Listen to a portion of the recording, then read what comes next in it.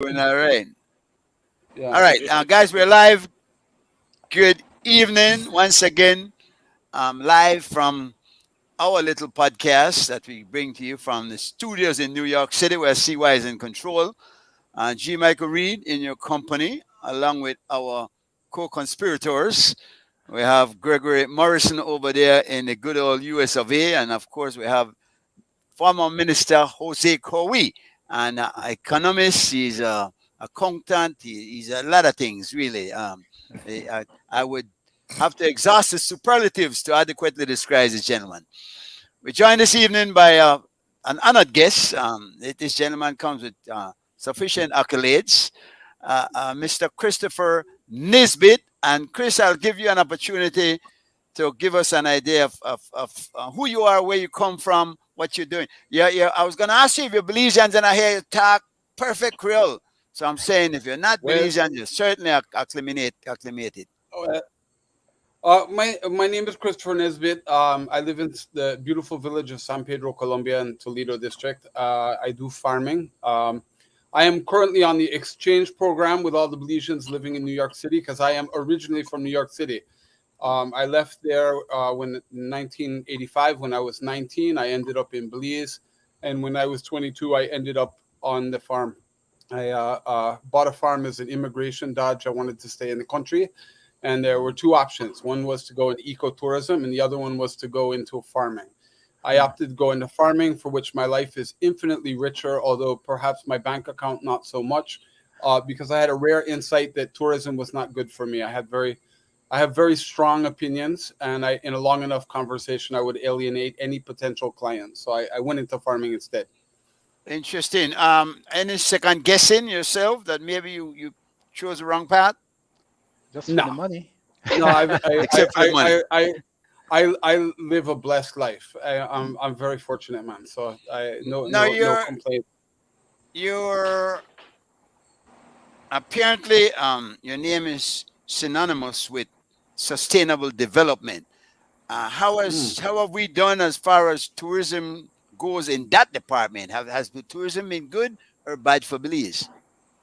Well, I guess over the years, tourism. When I came here, there was very little tourism in the country, and what tourism there was mostly controlled by Belizeans. And then over time, tourism took a larger part of the economy, became more of an important money earner and foreign income earner for the country.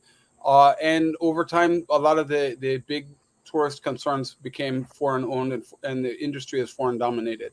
So tourism has been both good in that it's brought in a lot of money to the country and some exposure to Belizeans, and also bad in that we've jumped full feet, both feet into the tourism boat, and the traditional Belizean, I guess the avenues of prosperity traditionally in Belize were agriculture, forestry, and fisheries, and we've sidelined those industries in favor of tourism. And as we know, because of the pandemic, tourism is a very fragile economy. Right. We are dependent on external economies being robust and having disposable income. And as a result, our dependency is on external markets and external economies having disposable income instead of generating more income and more industries in the country. Did we put too many of our eggs in that basket, you think? I think we did. Truthfully, I mean, in 2008 it was a sort of a precursor of what was to come in the pandemic. There was the housing bubble burst in the United States, and all my friends who are in the tourism industry are like, oh, tourism arrivals have dropped significantly. I mean, half, 30%, 40% of what they had gotten the previous year, and that should have been a wake up call, I think, to believe that maybe we should kind of diversify our interests so that we're not utterly dependent on the one money earner of tourism. Yeah. Um, Be- Before I turn you over to these guys, Chris, one more question from me. The other day, we heard our Minister of Agriculture suggest that citrus was dead. Basically, those are the words he used. Um, right, but you're talking now about farming, and from your point of view, is citrus dead, or is it just on life support, and can it be revived, or should it be revived? Uh, okay, those are a bunch of different questions that overlap. And one of the things, the problem with citrus in any monoculture is if you're a citrus farmer and you produce oranges and you have a good year, you have good production, but the price drops, then you have a bad year. Or the price is high, but your production drops, you have a bad year. Now, most farmers should be more diversified than a single crop. If you have 50 acres or 200 or 500 acres of citrus and the market goes bad, you're in serious trouble. Additionally, monocultures are inherently both biologically and economically unstable, uh, utterly dependent on a single market point for your income, susceptible to, like in the case of citrus, there was Tristeza virus back in the day. Then the price dropped on citrus because I bought a citrus farm in 1988. By 1991, the price went from $12 a box to $2 a box delivered to Pomona. And then Tristeza virus set back the citrus industry a lot. Now we have greening disease, which is a bacteria. It's virtually impossible to control. So is citrus dead? I wouldn't go so far as to say it's dead, but it's definitely not going to be an economic powerhouse moving forward. I don't think. And it's also not necessarily a desirable thing to do to make a single crop be that important to the economy of Belize. When I went to Costa Rica with farmers from TCGA, I managed Toledo Cacao Growers Association from 1997 to 2004. We took 13 farmers to Costa Rica and Panama for training in biodiversity management. And one of the things that Costa Rica did, and they did it right, is they said, okay, we're going to stop giving subsidies to sugarcane in X amount of years ahead of the time. And we're going to give avenues and we're going to provide venues for diversification up until for these 5 years or 6 years or whatever it was. And after that, if you're still in sugarcane, you're really on your own. We are too wed to the things that worked in the past that may not be working well for us in the present and may not work well for us in the future. So citrus is just one example, bananas, sugarcane, etc. Yeah. Interesting. Well, all of the above, I imagine we should go a little in each of that, because people are still drinking orange juice. Yeah. They're still I eating mean, bananas. I had orange juice today. We had to run into town, and I went and I got some Big H orange juice. I drank that. I the other day I had a orange juice from Silkgrass Farms, which was tasted just like they squeezed it right there in front of me. That was very good. So yes, there's definitely a place for all of those on the local market, but that's one of the problems that we have. Most of our agriculturally productive sector is for export. And we don't have a lot of domestic food consumption, production for local consumption. And that makes us very vulnerable to changes in trade, which are likely to happen in the coming years as we deal with the climate change. And one of the things I notice we do a lot is import the same product that we could be producing locally with much better quality than the product we pay. And then we also lose foreign exchange in that process. Mm-hmm. Yes, and we lose employment and a lot of things that we could be doing instead of purchasing from abroad. It's sad. I talked with somebody several years ago, fairly high up in Ministry of Agriculture, who defined food security as Belizeans being able to afford ramen. And I was like, that there's so much wrong with that ramen noodle, it represents food security. Ramen noodle represents lack of access to other safe food. And I remember thinking like this because sort of in the abstract, he was correct. Yeah, that's food security. You have ramen, you can eat that. But if you look at it specifically in the context of living in a country that can produce food for its people, that we're buying ramen from the United States or from wherever it's coming from, that's more of a failure than a success. Besides, we don't even make ramen in Belize, right? So I mean that so we don't really have that. If we have to depend on that. And it's a poor quality food in many ways. The preservatives, the salt, the starch. It's just a poor quality when we have so much other viable option for local health and healthy foods. Healthy foods. Yeah. Now listen, because I know that your expertise is in solar, I believe, and so Gregory. Greg will have to take the lead on this one because he's our expert in that field. So it'd be nice to Yes, get he's some input. an electrical engineer. Yeah. All right, and Joe, of course, whenever you're ready, Joe, um, he's Well, our. I'd like to make a comment. I've been down this road several times, as you know, and the point that Mr. Nisbet has been pointing out is one that I am well aware of.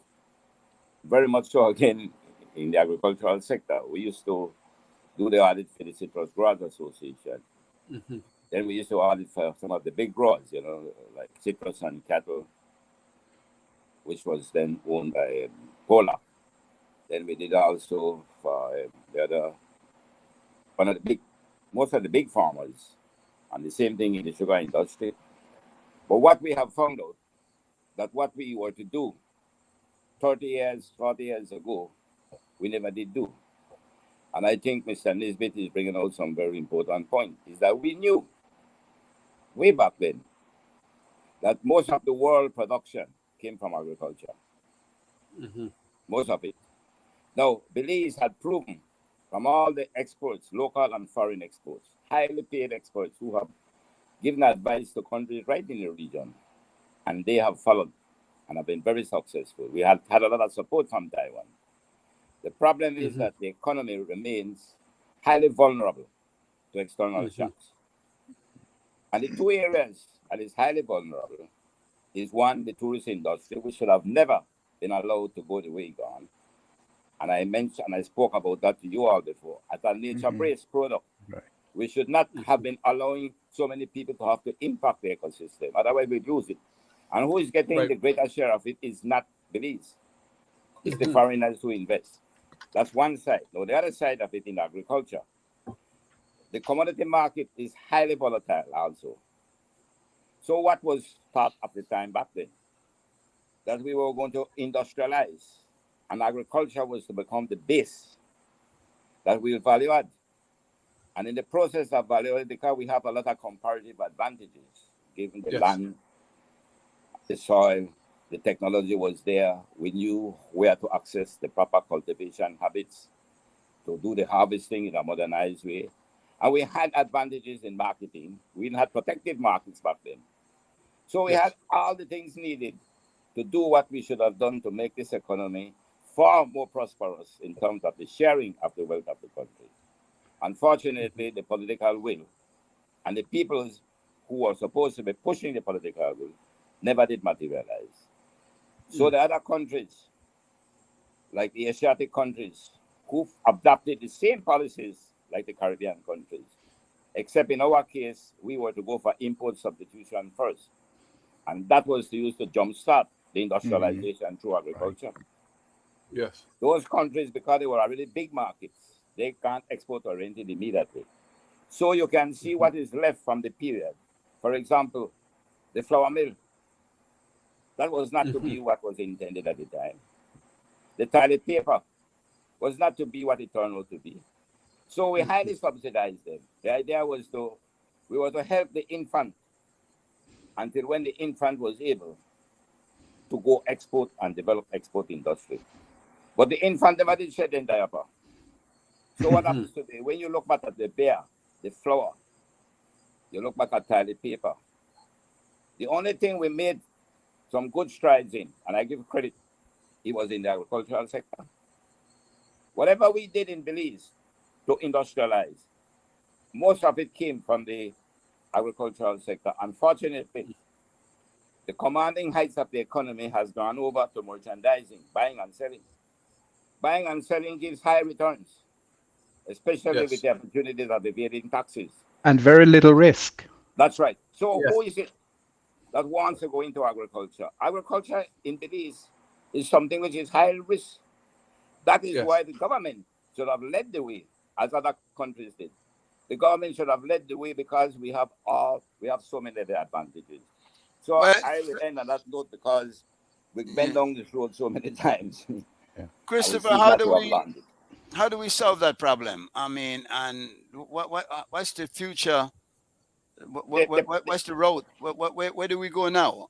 As Yeah, far as go ahead, Joe. Go ahead. the Finish. problem has been proven many times. by research done by some of the best universities in the world, Manchester for sure, even the Massachusetts Institute of Technology. The heart of the problem, in let's call them the developing countries, to be euphemistic. I think we are still underdeveloped, but let's call it developing. The truth about it, you have to transform the mindset, especially of the people who we elect. The people who we elect, we need to be more transformational rather than transactional. The vision for this country was there. We had everything we needed, all the support. We had the European Union at the time. Mm-hmm. We had countries right in this region that were prepared to work with us. But what happened? We went the way of merchandising because that's where they make the big money. But they are the ones who actually bleed the public purse. Yeah. The distribution sector is an important facet in an economy. You have to distribute. But when you have a war system where the distribution sector is not paying its share in taxes, but they're making the biggest profit, there is no incentive to go into agriculture. Although it is something that should develop a country. The development of a country must begin underground. It must begin with your agricultural base. Yeah. Especially when we are paying such high prices for imported food, and then of such poor substitution in terms of health. Last I heard, though, that citrus, for instance, doesn't pay taxes. Is that true? It's not that citrus doesn't pay taxes. What had happened when they moved to the business tax, which was one of the worst taxes in this world? I'm telling you as a tax expert. The man who is in citrus will pay on his gross income, even though he may not make a profit. No, when you're operating on the income tax, there was a lot of benefits because if you did make it, you don't pay the tax. But then it was a better, it was a better medium because for we to industrialize this country, you have to begin with agriculture. But to industrialize a country where the merchandising sector is the commanding height of the economy, you cannot do it. So who can do it? The state has to intervene, not just to regulate, but to be an investor. The state can create public liability companies guaranteeing dividends on investments. All right. And go for the agricultural products and see how we could value add them. That is how the plan was to be, but it never did materialize. So now it's up to us now. You had an input in that, Chris? That's your starting to say. So right now we have a set of problems, and this is common through it in the Caribbean region and much of the Commonwealth. I work closely with the Commonwealth, and mostly focused on climate change mitigation and adaptation, which Belize could be the leader in, but we're not. And we have a bunch of problems. Number one, on the one side, we have rural to urban migration. We have people leaving the villages and going to Belize City or going to the Keys looking for jobs. Number two, we have a rapidly expanding youth population that's underemployed. We have UB, all these young people graduating with degrees in business from UB, and there's just not that much business in Belize. Exactly. They should be learning trades and skills, right, and doing something. And then on the other hand, we have young people who are interested in farming, but it's not a conducive environment. There's no support to young people to go into farming. Number one, it's difficult to acquire land now. Land, I mean, we double our population every 25 years. When I came to Belize, we had 150,000 people in Belize. When you drove from Mango Creek to PG, there was like nothing there on the road. You were just driving through the Pine Ridge and bush, and there was nobody there. And now that we have lots and lots and lots of people, we don't have the per capita access to land is decreasing as the population expands. Also, as we make bad long-term decision-making processes, for example, the Santander project, that we gave all this land to Santander to produce sugarcane in Belize, and I don't know how many people they employ. And I'm not saying investment is bad or employment is bad, but that land would probably be better suited for multiple smallholders. I'm sure you could produce more on that land instead of one big company managing it, having multiple smallholders who are looking for access to land, and also producing food for domestic consumption. But Chris, we still have that. It's not like we don't have enough land still to meet our needs and to provide production and lots of capability for agriculture in Belize. They do need to figure out how to survey lands and make it available, but there are land and significant quantity of Crown Mhm. land that's still available for such use. But Chris' But point is there's salient. some problem. There's No, some no, problems it with is. that. The one number one problem is what's our doubling period, and so our doubling period is every 25 years. Every 25 years we double our population. More with this recent amnesty and influx of people coming into the country. And I'm not going to complain about that because I'm I'm a Cognac coffee myself. I didn't I was born in New York. I live here, so immigration is not a bad thing. But Not what's our doubling period? go And then ahead.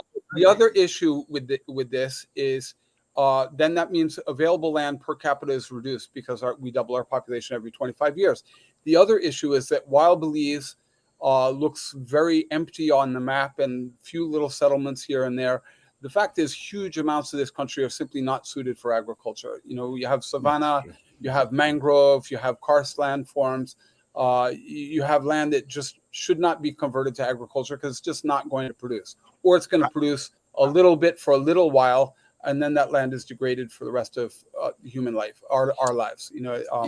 So I think we should be focusing on how do we give people access to land, how do we give them support that they can grow food, and particularly and work on establishing food security, so that if tourism crashes again, or if the container ships stop coming, or if a hurricane wipes out major ports that export to Belize, we are not dependent on those container ships bringing us ramen noodles or whatever it is that they're bringing.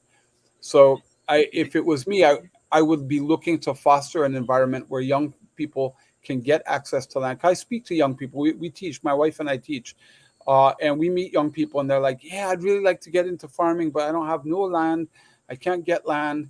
Or if they can get land, they don't have any support. They economically starting a farm is difficult if you have no capital, or and it can be done, but it means that you're going to spend several years just working and not earning a lot of money, and Well, that's I very Chris, hard. wanted I wanted to ask you a question. In starting a go ahead. small family farm, what type of acreage are you looking at so that it's somewhat viable, that you're not just subsistence, but can actually do some production that could earn you some income? What size lot Well, acreage are you looking at? it depends. I mean, if a 10-acre farm will give you land, you can raise some animals, you can have some fruit trees, you can put in a couple timber trees for your retirement fund, you can have some vegetables, you can produce some grain crops. But you look at, like, for example, Cuba. Cuba has an amazing urban agricultural program. They're literally growing food all around Havana and the other cities. You go there and you see these gardens. They're well maintained. We doesn't necessarily work in Belize because we have a different social and political system than they have. But it can be done. We actually found that. It was one of the things during the pandemic. All of a sudden, people I know are like, yeah, I've got some papaya in my backyard in Belmopan, or Right, bring me right. some plantain suckers to the city. I'll have some plantain growing in the backyard. And we could do that. So it isn't necessarily that everybody has to be a farmer. It can be that some people are farming and other people are working in other industries, but everybody in this country should be producing some food, some Chris, coconut. are you familiar with the Harmonyville project? Um, I am. I am. because Gregory was saying about a lot of land being out there, but there's a lot of land in the hands of private people, and many private people who aren't even making use of this land. Should something like the Carmenville project be encouraged and maybe seen more of? Yeah, absolutely. So we provide an annual permaculture. I'll just give you an example before I get back to that. We provide an annual permaculture design course, and it's a 2-week course. And during that time, we try to provide at least 50% of the students are on scholarship in Belizean, or from Guatemala or from Honduras, from the region. And of that, we try to make 50% of that be women, because women are more likely to stay in their communities and they transfer information more freely. In the case of Harmonyville, now of all the students that we've graduated, how many actually took up farming and are actually doing a lot with farming? Very small percentage.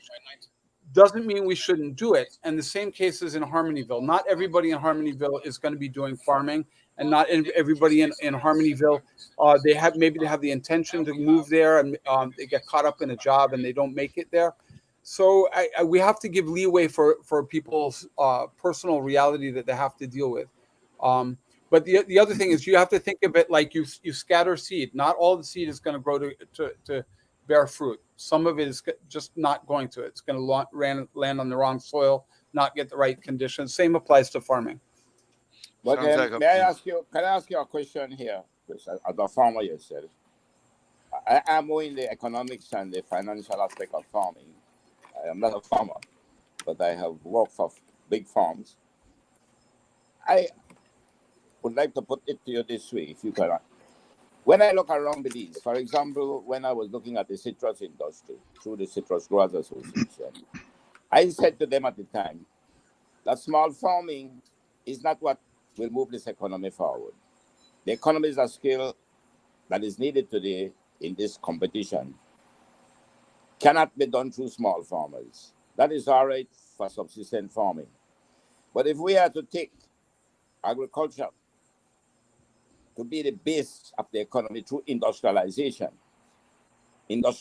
now, we are take agriculture and we are value added. That is massive investment that will be needed.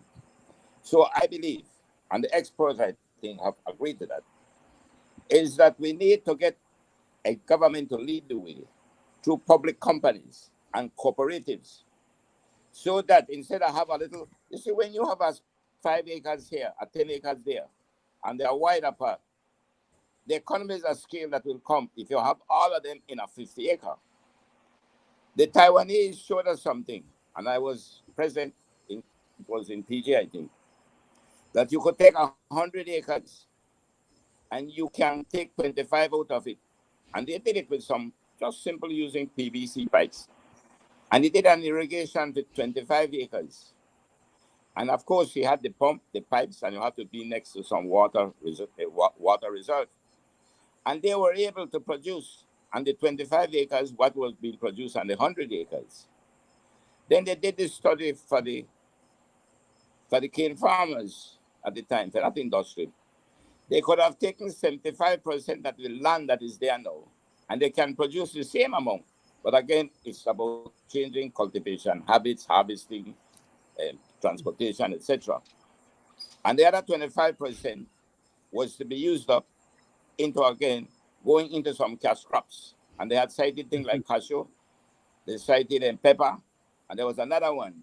And they did the feasibility study, and they showed where, with the right incentive, we could have done it. But am I hearing two different schools of thought here? Because I think, Chris, you were focusing on the small farmers and the people who would have their little plot of land and farming. And Joe, you were thinking more on a bigger scale as far as making it a huge industry, correct? But we are looking at this. We are looking at this a little bit differently. One of the things that I've seen, because I traveled all through Central America and parts of South America, is the model of cooperatives, which believes we have a checkered history with cooperatives and farmers associations. But in other countries, it works a little better than it does in Belize, and where multiple smallholders are able to access markets through either cooperative purchasing or a farmers association that handles both the purchasing, storage, and exportation. I don't think that there's a reason we couldn't do that in Belize. I know we did it when I managed Toledo Cacao Growers Association. We were able to export. We had access to good markets in the UK. We grew, in the 7 years I was there, we grew from 225 farmers to 750 farmers when I left. And farming cacao? Cacao, but cacao lends itself to diversified income streams. So you have cacao farmers that have, for canopy species, they have, for example, avocado. They might have samwood for timber.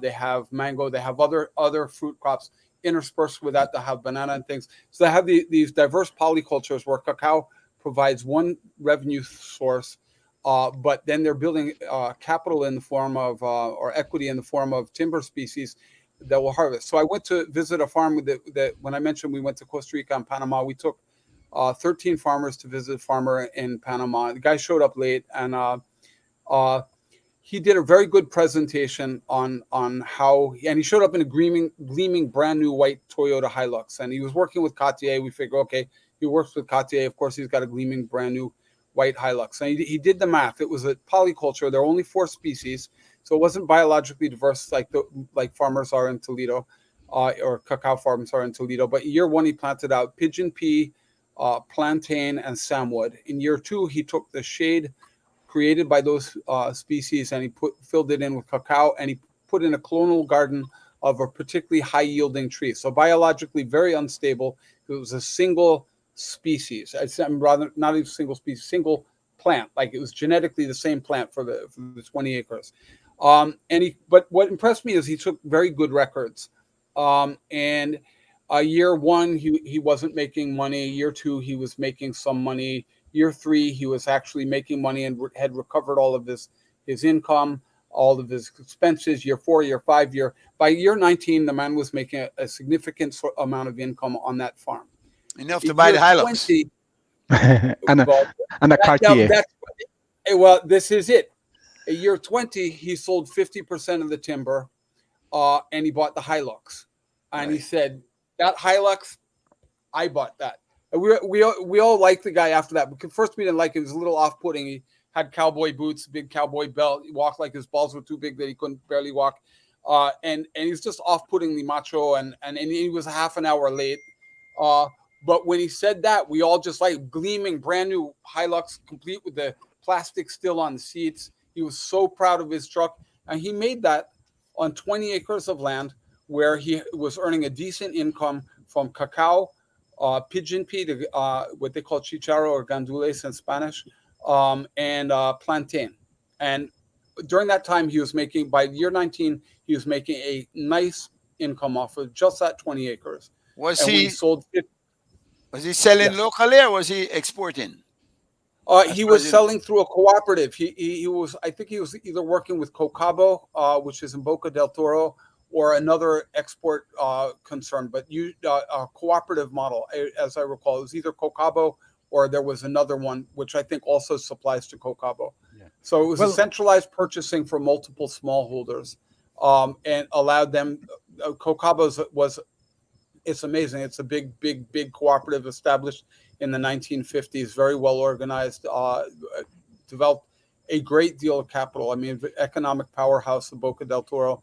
But he was no 20-acre cacao farm is going to be able to access the international market on their own, and that applies for any other crop that you might want to export. But centralized purchasing does, and it also helps to create more jobs. It doesn't just create more jobs; it creates more vested stakeholders. Because if you're working on a citrus farm, and the citrus farm is also not making money, well, you're unemployed. But if you're working on your own farm and you're not making as much money as you would like to, you start to diversify your income streams.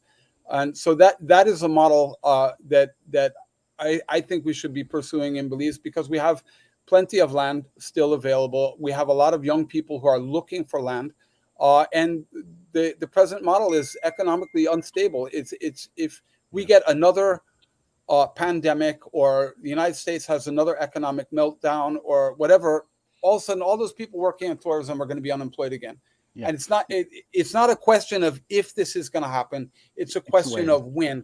How bad is it going to be, and how long is it going to last? Yeah, I agree with Joe. I agree with Joe when he said that economics of scale has its advantage, but I also think that diversity and diversifying what we're doing in terms of having other products on the land and having other participants offers a good model, and it gives people the right of ownership to what they're doing, and it will allow individual Belizeans to participate truly in the economy, just as your friend or the cowboy you talked about was able to make it on his own. So I do think that while we need to think in some areas that maybe some avenue could be devoted to large commercial, industrial farming. There's that place still for the individual farmer that wants to be a farmer If and they can and cooperate, help. the Yes, cooperative, yeah. yeah, Oh yeah, the yeah. cooperative Of is course, important. Yeah. That's right. cooperative is the key to it. That's right. You could never do it like And that's Christopher a big said. challenge, because I mean everybody wants to get the lion's share. Everybody Well, wants not to in run the show. cooperative. Everybody wants to run it, but that's a discipline that we have to learn. Well, That's right. indeed, The, indeed. the horrible variable in this is people, because we are Yes, difficult people, and Belizeans, we don't like to cooperate, and everybody wants to yes, be the chief. Nobody That's wants what to I'm be the saying. That's the Indian. point I'm making. So, Yeah, yeah. uh, yeah. But you to must use learn. a But We'll bad have to learn. metaphor, We have to can learn, I obviously. Yeah, yeah, can I add yeah. something there, for sure, man. Go ahead. Mr. Chris? When I was in Costa Rica, at the invitation of the government at the time, but I spent most of the time there with the Chamber of Commerce. So in our conversation, somebody asked them, he said, tell me something. He said, do you all teach entrepreneurship here at the university? He said, no, we don't teach it. He Mhm. said, we don't teach it. He said, all you have to do is to create the environment. He said, the entrepreneurs like roaches. He said, they will go Yeah. wherever the environment is suitable. I made that point because if you look at it seriously, what you need for these is incentive. The Yes. merchandising sector is big because they have a perverse incentive to make profits by actually Yes. don't pay their taxes and sell the people Mhm. shoddy goods coming through Panama from China, goods imitating Yeah. American goods when they're not good. No, you have to destroy that perverse incentive and create an incentive, a legitimate incentive. Now, who can create that incentive? The government has to lead the way. As it was the government that brought the United States to where it is. It was the government that brought Europe to where it is. They all started through the mixed economy. And Yep. then as they develop, they divest. Mhm.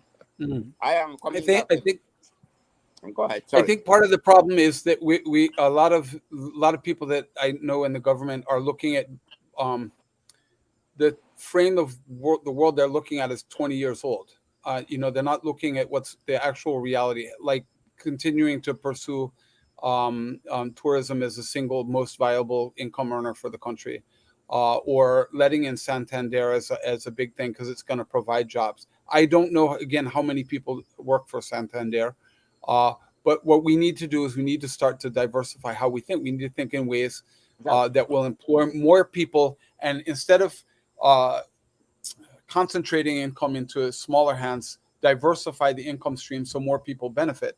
Because there are a lot of people in Belize who are on the periphery of the currency-based economy. Belize has more palpable poverty now than it did 38 years Yep. ago. I mean, back Very in true. in 1985, there was poverty, but it wasn't like the kind of poverty you had now, because That's now right. everything costs money. Everything costs And money, lots of and money. people Everything's don't. got going And, up. and nobody drinks Sky Juice anymore. Everybody drinks plastic water bottles or buy it from the pipe, and Yeah. so you have all these ways to take your Costs. money, but we don't Yeah. have a lot of ways to generate income, and so yeah. Tell me something. You might know. Is rainwater still healthy to drink? Or is there something in the Uh, air why we don't drink it? there, yes and no. There's these things in the creation of Teflon. There's a bunch of what they call forever chemicals that have now actually been found in rainwater. They're finding it at the north and south poles in the snow. So there are some chemicals that we've created in the last century that are now ending up in all our water. But that means it's also in our drinking water. It's ending up in our groundwater. The place where it hasn't ended up yet are aquifers that aren't being tapped. But once they start tapping the aquifer and pulling water out, more Mhm. water infiltrates down and contaminates an entire aquifer. So, yeah, rainwater is probably as safe as any bottled water. That's for sure. It A more has to question. A do question for you, with Mr. Nisbet. storage. Yes. I wanted to get what sector of agriculture are you in? You said I the do citrus. agroforestry. I do agroforestry. We manage about 500 species of plants. My wife Selene and I bought a damaged citrus and cattle farm. I was too stupid at the time to know it was damaged.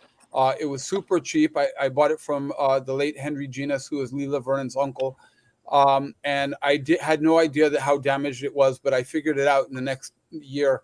I'm also very stubborn, so I did refuse to give up on it. And I started planting trees. I started doing what they now call multi-strata agroforestry systems. So we have trees that produce food. We have trees that produce timber. We have trees that are leguminous and fix nitrogen like a fertilizer. We have subcanopy species that are medicinal, marketable. And we have lots of edibles. We produce this. When you manage, there's like two curves. This is the amount of species you manage. We got 500 up here. This is your market access. Our market access is very little for most of what we have. The things we sell vanilla, we sell cacao, we sell ginger, we sell turmeric. Those are the main crops that we sell. And just to the domestic market, do you export? Primarily, we sell. Actually, some of our cacao we export. We have a very small niche market for some of the cacao that we have that export specifically to very specific people who want our cacao. You said the farm was damaged. How was it damaged? Well, the previous owner ran cattle on it, and that compressed the soil. And I have sections of the farm that are still difficult to work in and don't retain soil moisture in the dry season. And the citrus, Henry believed in heavy amounts of fertilizer and lots of herbicide. So the soil biotic communities, your fungi, your bacteria, and nematodes were damaged and degraded. I had to rebuild that over time. In terms of, because I'm mostly focused primarily on climate change mitigation and adaptation. And so multi-strata agroforestry systems offer us a bunch on both of those fronts. Number one, for mitigation, we're drawing down carbon. We're retaining soil and soil moisture in the landscape. We're providing habitat for animals. We've seen jaguar, ocelot, puma, margay, jaguarundi, all the cats. We've seen tapir. We've seen brocket deer, antelope, the same thing, agouti, gibnut, etc. So that's the mitigation. But the adaptation is we have a system that produces food. In 2019, we were driving around the country, and north of Middlesex, all the way to the rest of the country, the corn crop failed in the dry season.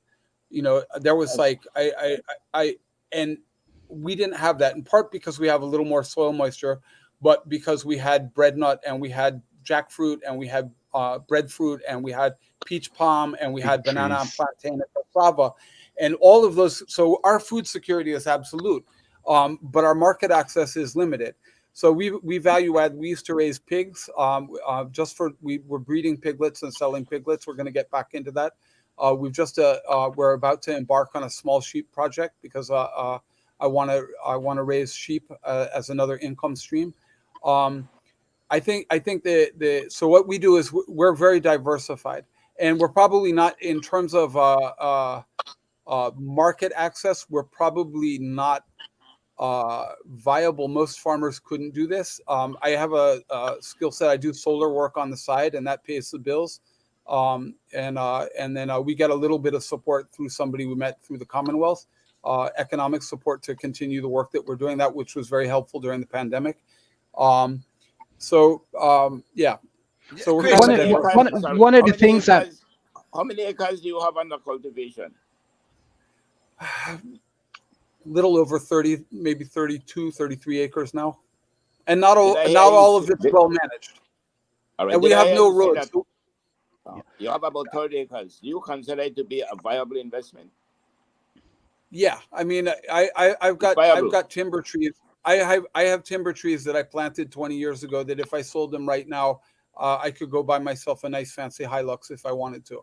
I mean, you know. So what kind of return?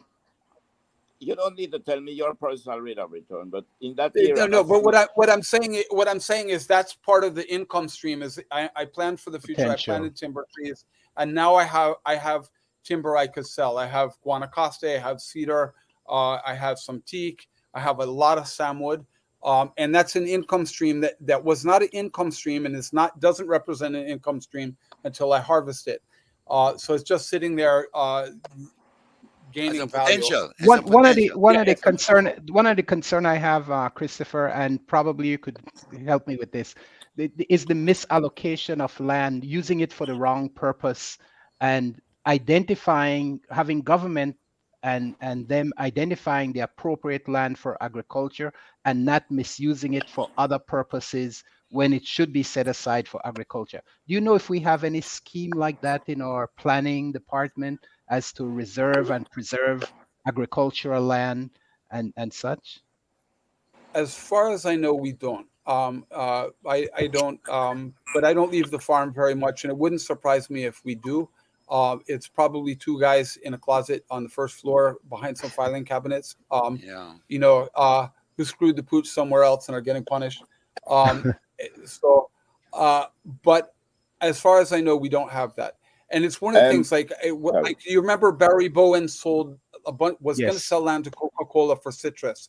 Yes. And somebody did an analysis of the land and they said this land is not suited for citrus.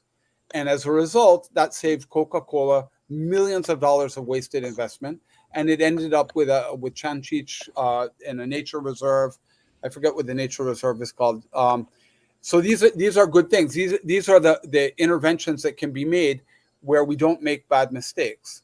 So yes.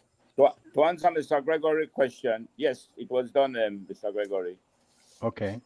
We had been able to identify the land overall, what is good for agriculture, what are just swamplands, and the various things. This was done with the support of the Inter-American Development Bank at the time. Okay. And it was the same group that assisted us in looking into the land and how we could best utilize the land.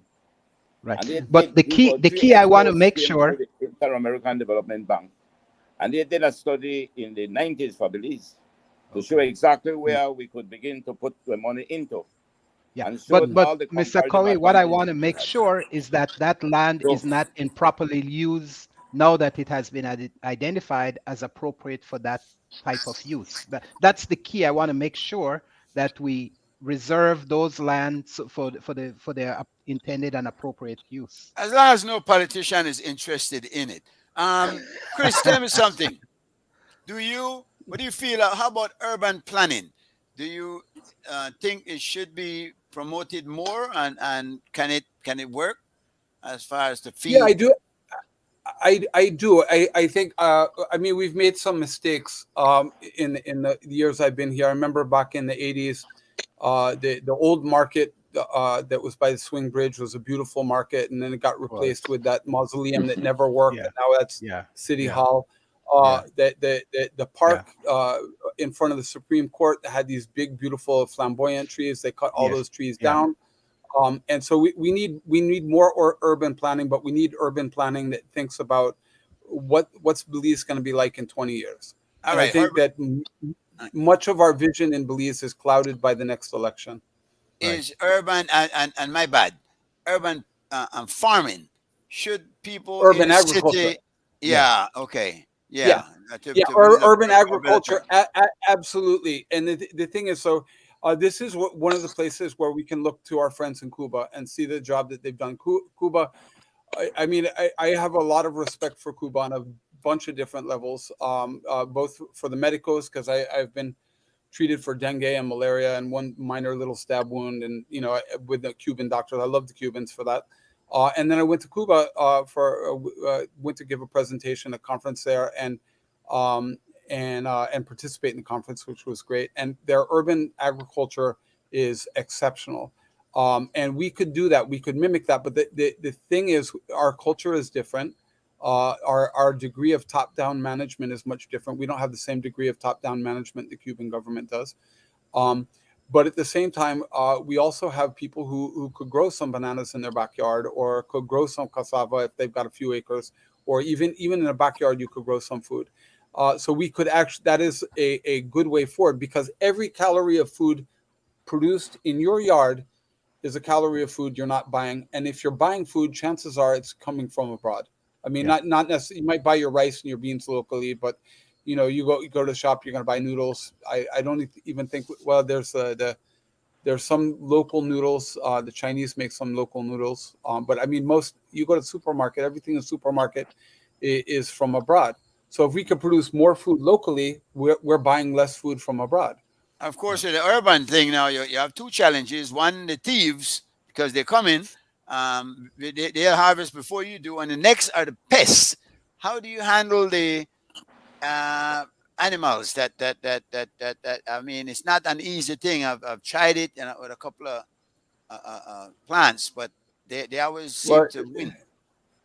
the two-legged possums are the hardest one because Yeah, those are rough. 'cause they're watching you. They say, "Oh, he just getting a truck. He gone. He had a backpack. He's going up to Cayo for the weekend." When you come back, your bananas are gone. I've seen this happen in Belize, and it's an unfortunate thing. But this is coming in part because we have this scarcity mindset because not enough people are doing it. If we had critical mass that everybody had access and support, if the support was from the government and they said we have an urban agricultural program, we're going to assist people to produce food in their backyard. We're going to provide the training. We're going to provide the genetic material. Here's your plantain suckers. Here's some cassava sticks.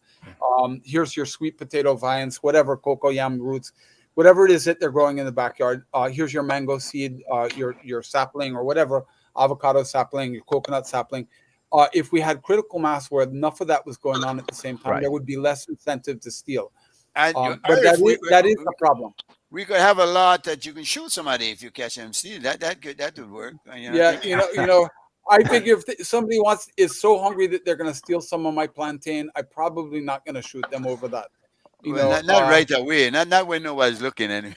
if they come twice, You're right. You can't be that hungry. Yeah. yeah. But all right. Listen, we'll get to solar eventually, but this is very interesting.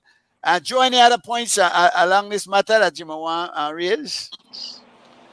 Me? No, I'm just enjoying the conversation myself. Oh, you asked Joe. Sorry, Joe. No. I'm enjoying the conversation really. So Yeah. go ahead, Joe. Yeah, me too. No, I have my still committed to the belief that Belize has a wonderful opportunity to industrialize and to reduce the vulnerability of the economy. And I think the way forward should be through agriculture. And the evidence are there that most of what the world produces, you are surprised to know when you look at the things that are being produced for vehicles, things that are for medicine, things for clothing. 90%, some say 95%, comes from agriculture. Now here, we have it in the anthem, Wealth Untold. That's the wealth we are talking about. What I am seeing that natural resources. Why I was asking Mr. Nisbet about the viability of his investment. There's a difference between the love for what you are doing and the love for the return on what you are doing. Yes. The person who will go into agriculture would have to be a person who understands that there is a profit to be made there. Yes. Now, if the incentive, which is the perverse incentive, and I'm speaking there based on facts, not theory. So I was involved in the tax reform for the country too. If you leave the perverse incentive for, I don't want to be strongly xenophobic, I'm not against, the Asiatic people and the Chinese that came here. But the truth about it, they have not contributed tremendously to the area of the economy that needs to develop. But if you allow the perverse incentive to persist, which they continue to do, these people will never move out of what they are doing. But if you can get the positive incentive, the legitimate incentive to shift towards agriculture, and I will make a statement here, not out of arrogance.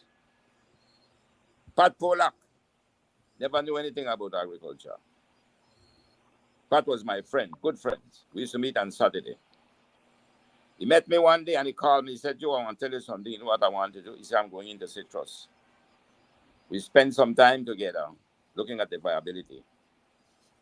And Pat decided he would invest. He was a multimillionaire. And he went into citrus, which he ended up with citrus and cattle. And we spent years together. I was there at his side, helping him in the financial management side, in the audit and whatnot. Now, to me, Pat was not a farmer, but he was an entrepreneur. Mm-hmm. And I'm saying that because you don't have to be a farmer. You don't have to be an agronomist. You have to know how good food tastes. Now, the entrepreneur who sense, call him the capitalist if you so want to, that boy, there's money in agriculture. Because you remove the perverse incentive from merchandising, which is just a parasite on the economy. And you shift the incentive to agriculture and value added. If you shift the incentive, the roads will come. That is what you call creating the enabling environment for development. And the world has proven this is nothing new. Over 1,000 years ago, man knew that his survival depends on the land. Mm-hmm. And if you watch all the great economies of the world, they all came from there.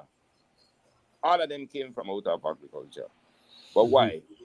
Because they have visionary leaders. They have transformational leaders who saw the future, who saw what they could have done with the human resource and the natural resource that they had. So I would leave, I think, Mr. Nisbet, the first time I'm seeing you and the first time I'm hearing from you. But I will say this to you. I think we need some more like you. Thank you.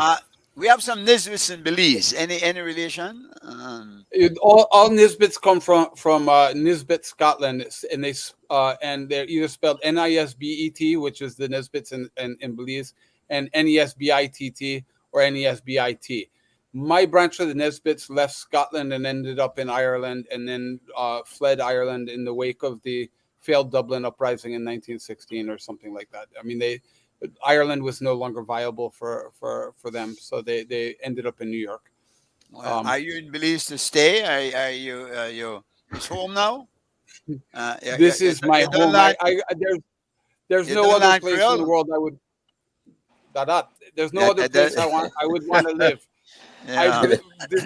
Belize is a nice country, you know, and the fact of the matter is that in Belize, what I love about Belize is everybody in Belize is somebody.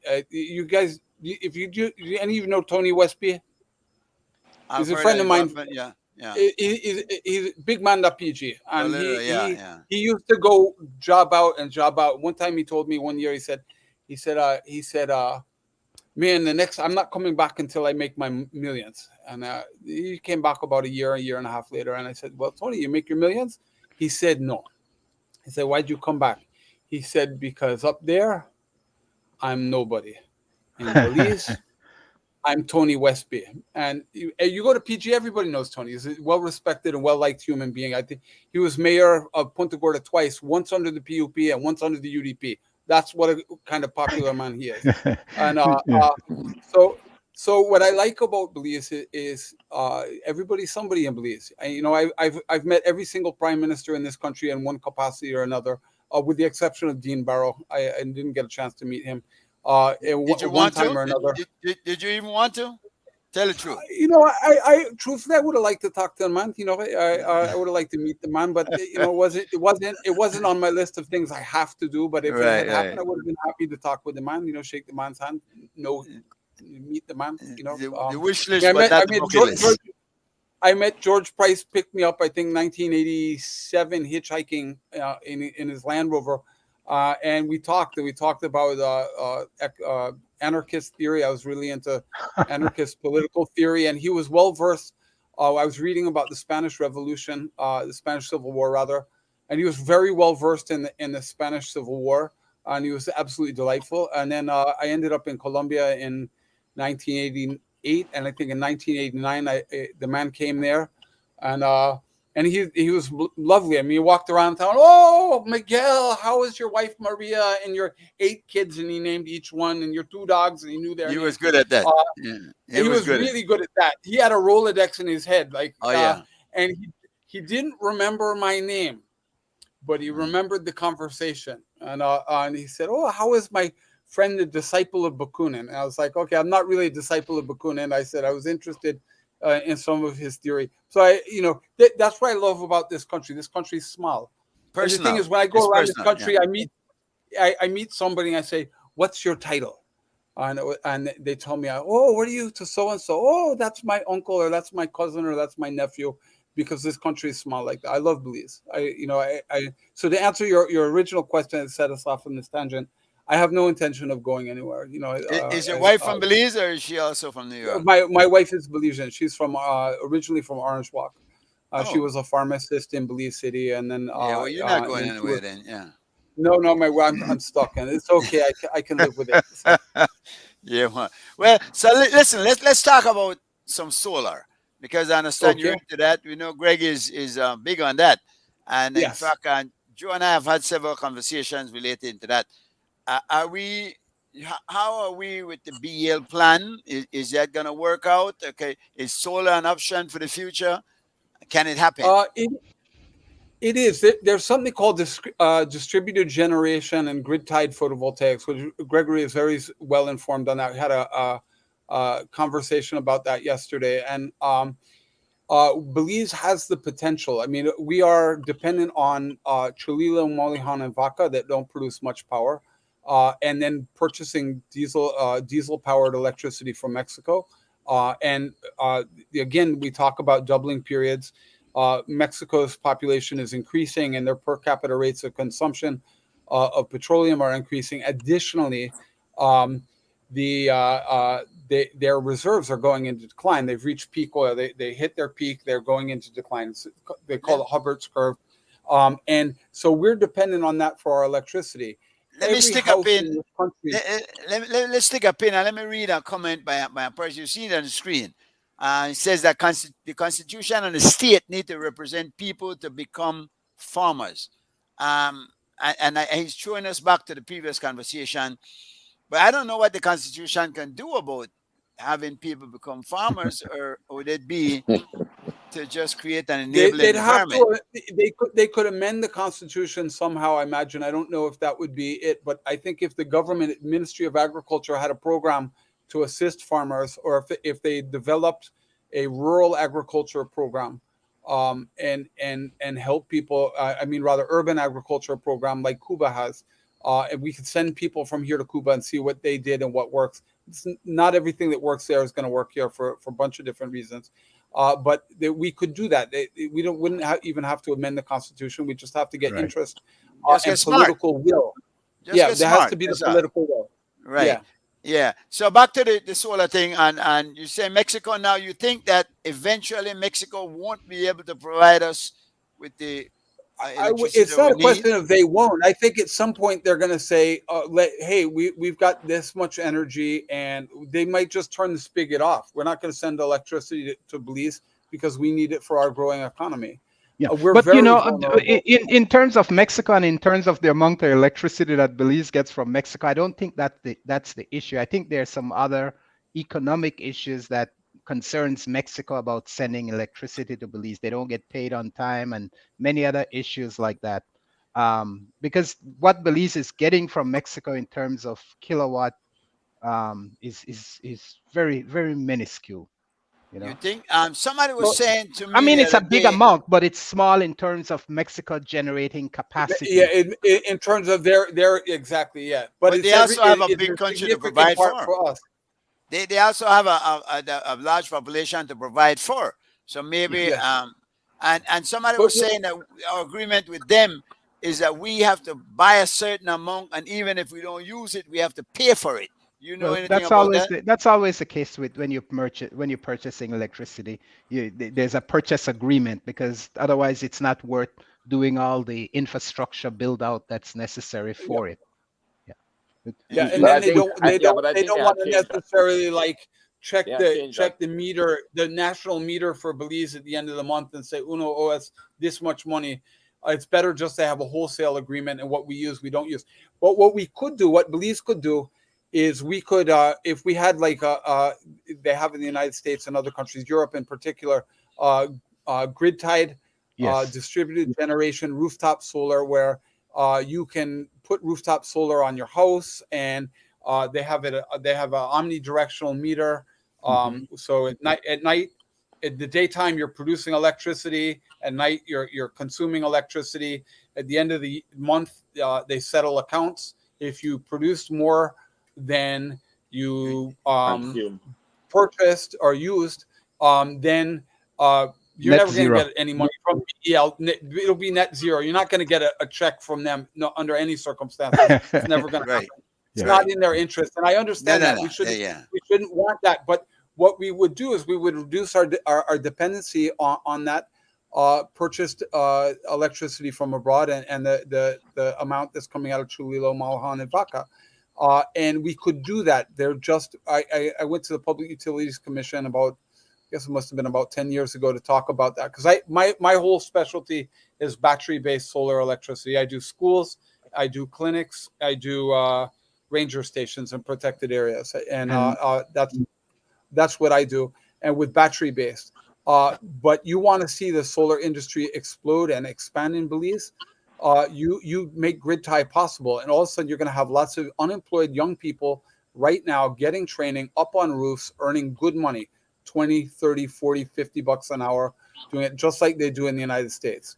The Because issue, I demand will think, be so high. yeah, the issue, I Right, think yeah. it's not an incentive for the current public utility power company. So that creates an issue, and that's where government, and that's one of the problem when we sold that type of monopoly infrastructure off so early, it loses the incentive to be a public good. So Yes. Now I remember growing up, we had a light plant on Magazine Road. I don't know if you remember that, Gregory. yes, of course. Where they were generating the electricity from there. Yeah. We Yeah. don't have any sort of that anymore, do we? We just come We from have the, Ladyville. We have the power plant in Ladyville still. and that and, generates a certain amount. Yeah, And that provides some backup for the power purchase agreement that they have with Mexico. If where do the dams come in? Because we have two dams, the right? dams also contribute, and Three. those are part of three. Okay, I only know two. Yeah. Okay, so the three dams, which I think in some regard probably they haven't produced as was It envisioned. was They promised have been bill. there have been significant degradation of our water supply due to climate change, and also the silt that has been built up in those areas, and so there are some issues there, and we still got to figure out how to make those economically viable and redress some of those deficiency of those dams. I'd like to ask Mr. Nisbet a question here. Mhm. Have you been able to determine what is the cost of kilowatt through solar as compared with hydrocarbons? The fuel now. There's a bunch of things in cost. If you're talking about just purchase cost, it's cheaper to get. If you have access to the grid, it's definitely cheaper to buy grid power than to have an photovoltaic system with batteries. But if you have a photovoltaic system that is providing to the grid and using the grid as a battery, solar panels, they last virtually forever. I have 25-year-old solar panels that still produce rated output. When you buy a solar panel now, it ships with a 20-year warranty.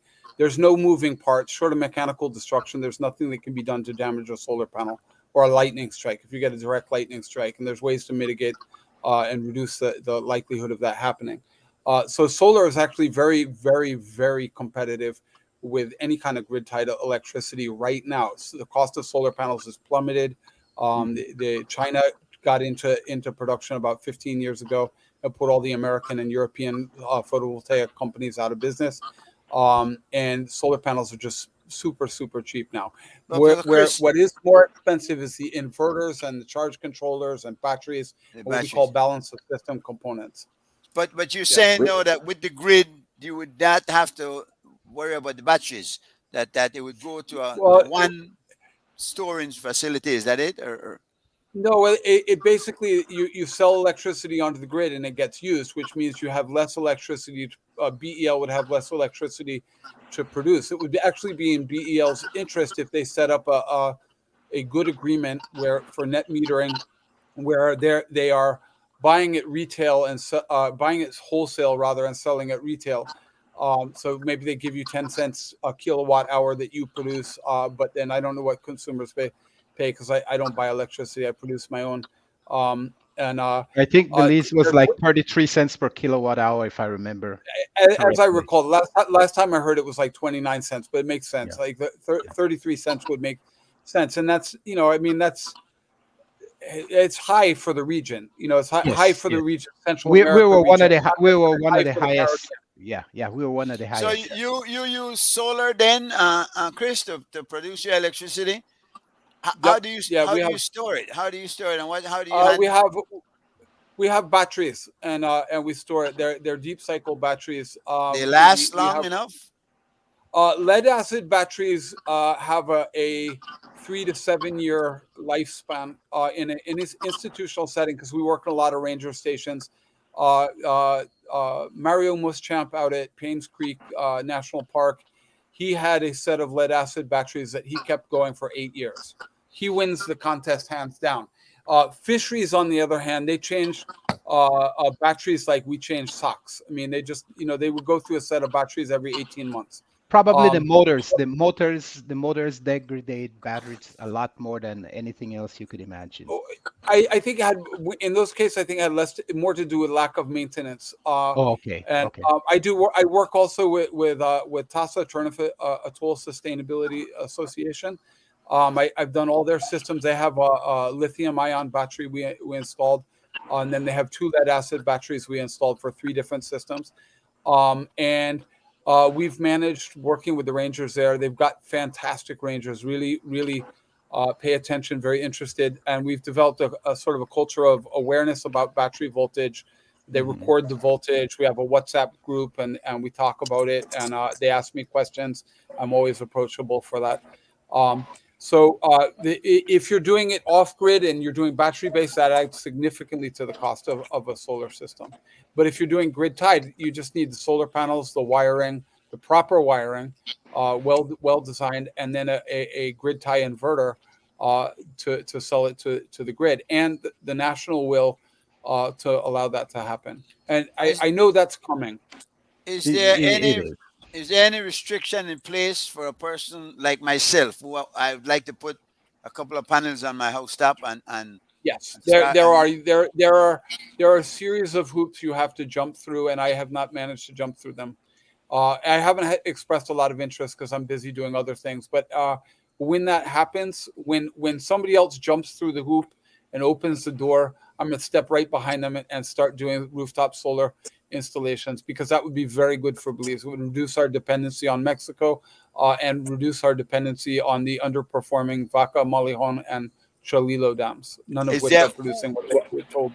Joe, you might be able to weigh in on this. Who would we Yeah, need what to, happened is to what I sense is happening that we don't have the people with the expertise to the extent that I believe we should to make a determination as to the cost. No, that determination has to be done in a comparative way. For example, as a cost accountant, I'm giving you my experience, is that we were trying to find the technical input because we need the technical input as cost accountants. We can do the costing because that's what we do. We are exporting costing. We're not quantity surveyors. Those are for buildings. But we have a problem because we are trying to work out what would be the cost. Now, to say what is that cost, we need a lot of technical input into it. And let me show you what is happening in some areas. You have areas in the south. You have some of these islands where have gone to solar because they had no choice. Yeah, that's me. Some of them were first wind. Some of them were wind. Then afterwards the solar came, they shifted to solar. Then I've had a choice. But you have some now that are closer to the peninsula. And I see some of them have gone solar, large panels. You have where the cruise ship center is, right near to it. There's an island there, fully solar. You would ask them, well, how do you compare the cost? They will not be able to tell you as yet. Right. But what they are saying is that, listen, evidently, if you are 1,000 feet off, just say 1,000 feet. We have a project that we were doing in the inner lagoon. At one end, it was 1,000 feet from the mainland. But the cost of cable to bring that across water, the marine cable, is extremely expensive. Yep. So what we are saying for the project, we believe it will have about 60 properties, 60 lots, that we could use solar. But we are saying it only because we did just do a sort of guess estimate. But there are some people who are coming on board to help to make a determination so that we can better begin to say, listen, let's go solar. BN was prepared to buy the excess energy. That's what they were prepared to look at, that they would buy from you the excess. It means then that they were contacting some people in the city here. We got big buildings. And they had to bring them in to say, well, listen, we will put up the solar to be able to understand that we can produce enough, that we can sell you the excess. What I cannot get from any of them yet, clearly, tell me if you ever given, because you have to use what you think would be a reasonable economies of scale because of the fixed cost. The fixed cost is the issue. But what we know for a fact, and this is what I heard Mr. Nisbet mention, one of the costs that is going down and becoming more economical is the battery from lithium. And you heard about the triangle up down in South America, right? With Bolivia and them, where they have large amounts of lithium. That China has already gone into agreements with them to buy for the future. Because that will be the thing. If they can bring down the cost of the battery, which I understand from Mr. Morrison, might represent about 30% of the input. That's 30% is higher than input. Well, there are alternatives to lithium. We're running on what are called nickel iron batteries. This is old technology Edison created back in the day, and short of mechanical destruction, there's nothing that can be done to damage a nickel iron battery that's not reversible chemically or electrically. So unless you mash it with a hammer or run over it with a forklift, there's nothing you can do that you can't repair it. So we have those. We've had those for 7 years. No sign of any kind of degradation. But because there's very few companies producing them in China, and everybody wants lithium, lithium actually has really great potential, particularly for like automobiles and whatnot, because it's light. That's right. Nickel iron less so. I'll tell you one thing where photovoltaic. We installed a photovoltaic water pumping system for the village of Medina Bank in 2009. Medina Bank, that was Charlie Sellers. I think it was Mr. Arzu owned it before, and then it was Charlie Sellers had a sawmill. It was established around 1990. It became a village. It was recognized by UNHCR. It's a Kekshimaya community, and they had a diesel water pump there. And they were spending money on diesel every month. And then when it would break, they had no water, and then they had to take it and bring in a mechanic and stuff like this. And we did some fundraising. We were hired by Yakshay Conservation Trust to look into giving them a water pump for a vegetable project. But I went and we did stakeholder meetings with the village. They had no interest in the vegetables. They wanted a water system for the village. We were able to fundraise for both the pump and the panels. I think total invested money would have been about $25,000 Belize for everything. Maybe 30,000 with the pipe and whatnot. UNDP ponied up some money. Yakshay ponied up some money, but we begged for the panels and the pump. Amortized over time, it was like 300 people. I think it's like closer to 450 now. Amortized over time, it boils down to like a penny a day per person to get drinking water with that, because there's no money spent on fuel electricity. for a generator. There's no money spent on oil changes. There's no mechanical anything to break down. The only thing that breaks is the pump. They just replace the pump. They've replaced the pump twice.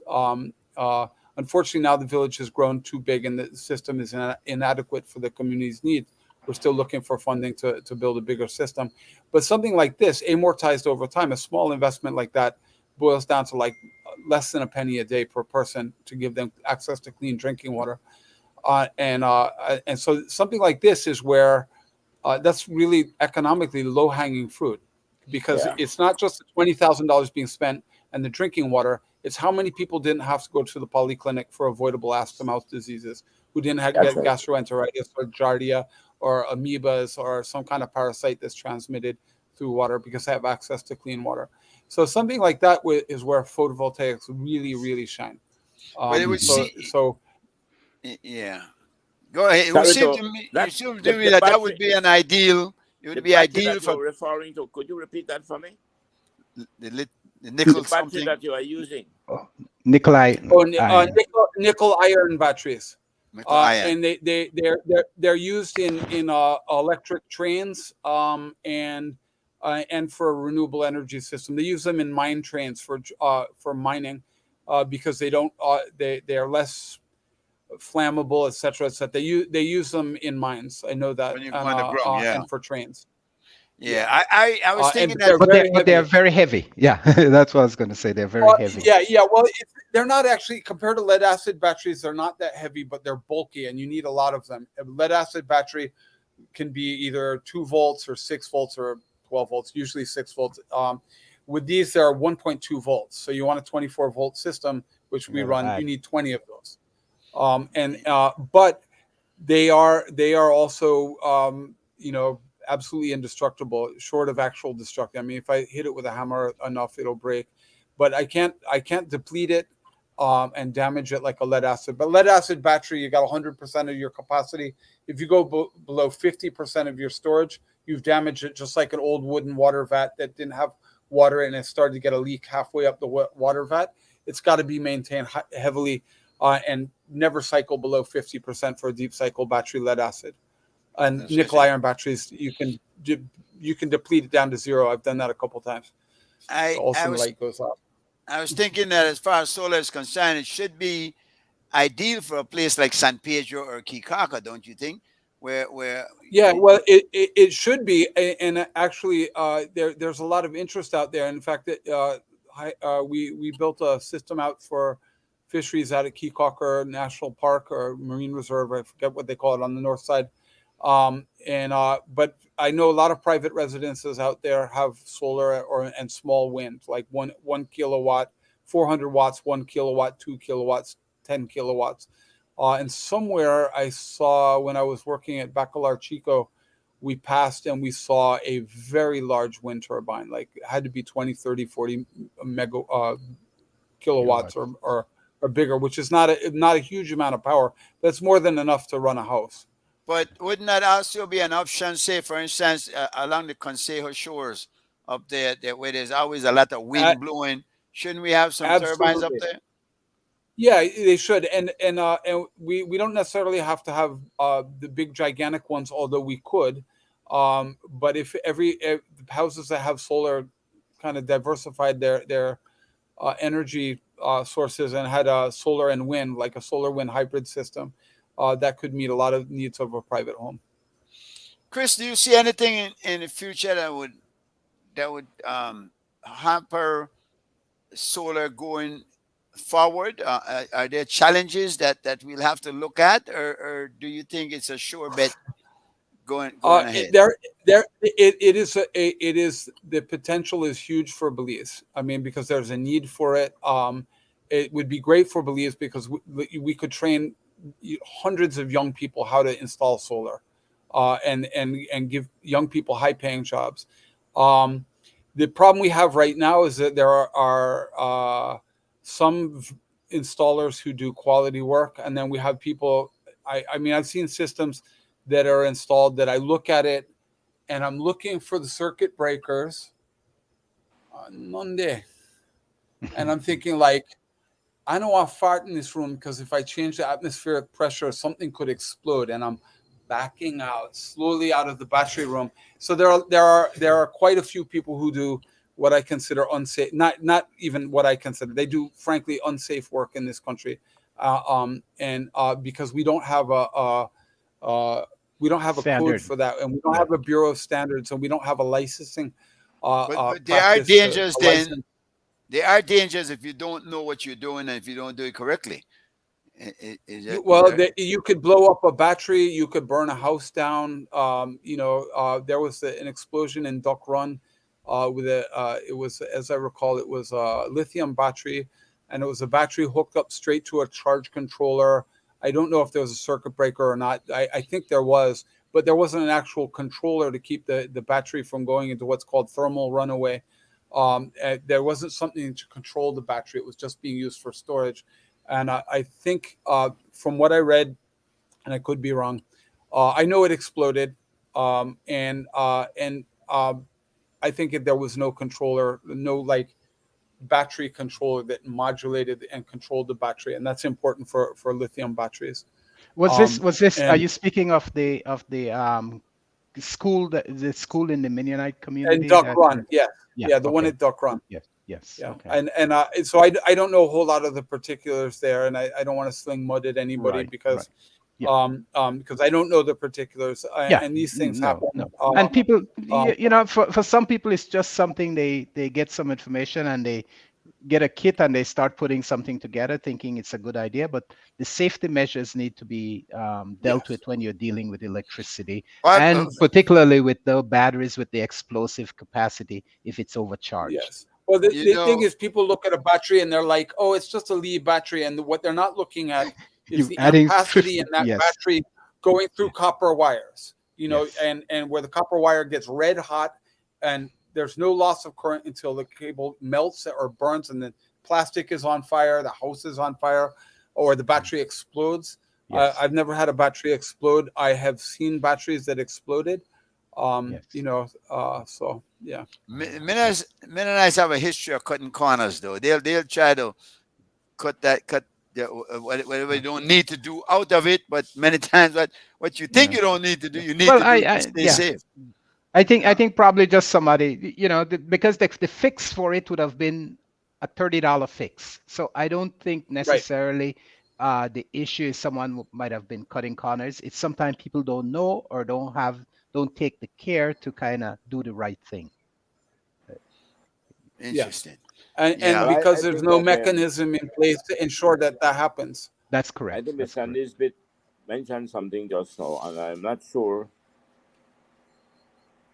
It seems to me that there is no regulating of the people who would offer themselves to do these things.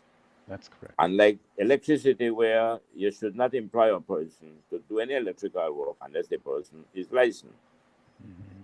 No, right. I don't know if by extension or somewhere in the law, you may have to either amend the law to deal with new technology.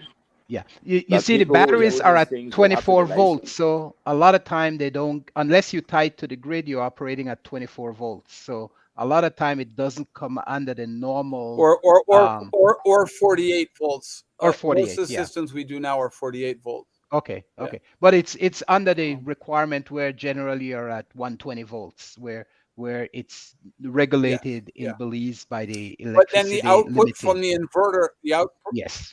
Yeah, the output from the inverter tends to be 110, 120, depending. Yes, that's correct.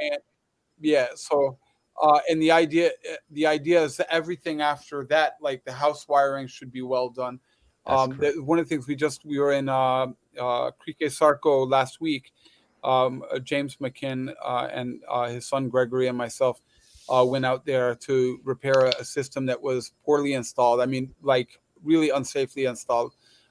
And we were able to repair it, small budget, and we were able to repair it. But the person has done, this is like the third system that I've seen them installed that wasn't functioning the way it was supposed to, because the person has not received any training.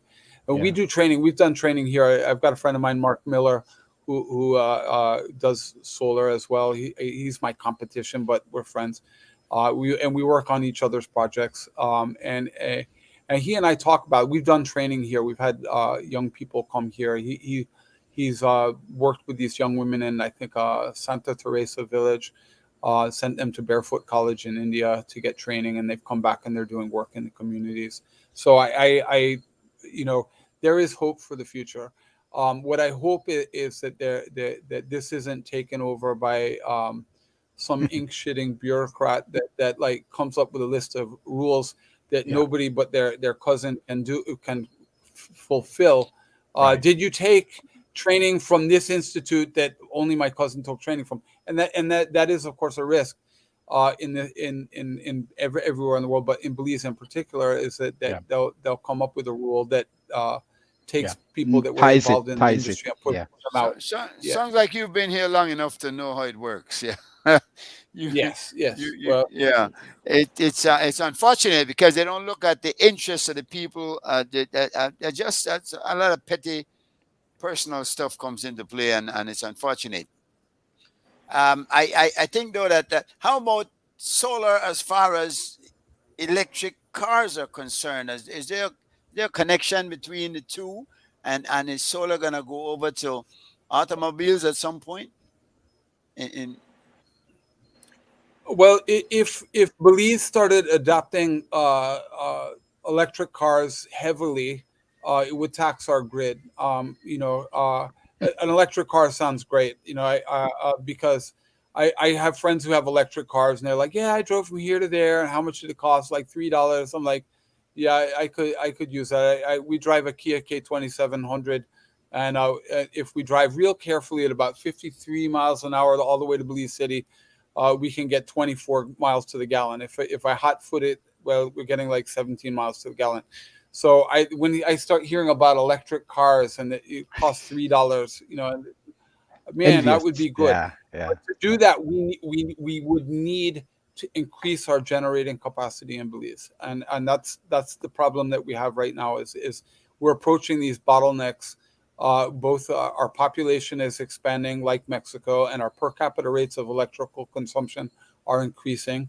You don't see houses being built anymore with high roofs and transom windows and wide verandas and cross breeze. Everybody's got air conditioning, and so electric vehicles would tax our electrical system. So if we're going to go that route, we really need to expand our production, and that to me includes rooftop solar. It's one of the things I noticed. The Mennonites, I think one of the chicken companies, Caribbean Chicken or one of them, all of their shops have huge photovoltaic arrays on it. So they've managed to figure out how to do that, and I think that if BEL could broaden that, and instead of buying Mexican electricity and selling it and making a profit off it, hopefully, they could do the same thing with rooftop solar, like where G Mike is producing.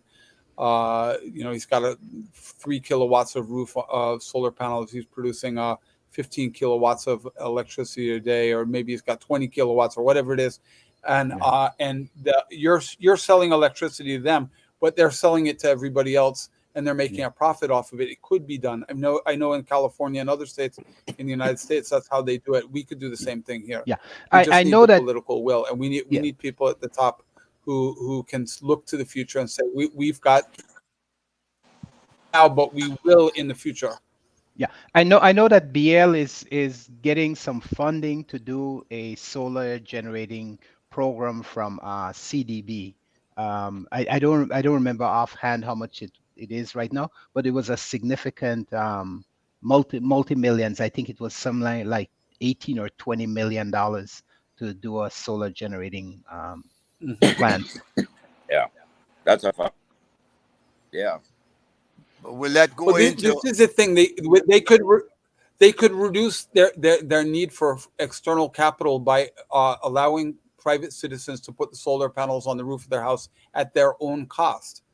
I mean, like anybody who lives in Belize City who's on the grid and could afford to put up solar panels on the roof would have the capacity to do it, and it doesn't cost BEL anything other than to put in this omnidirectional meter that records how much they're buying and how much they're selling.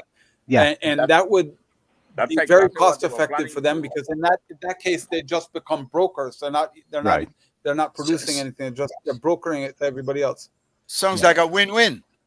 Everybody wins. The way I see it, that and also reducing some of the addressing some of the failures of the other generating plants that we had, whether it be the hydro or the, and I think we still operate the diesel plants that we have from time to time. I don't know if it runs continuously, but I think they run almost every day as part of the shedding or makeup from shedding from Mexico and so and But such. Greg, as, Well, as I far as remember you PG. know, as far as you know, that money was for what? To install solar, to Yeah, CNP, Yeah. to to not to to how could to build to train build to build so no to build solar to build solar a solar array, which would be several for government offices or something like that.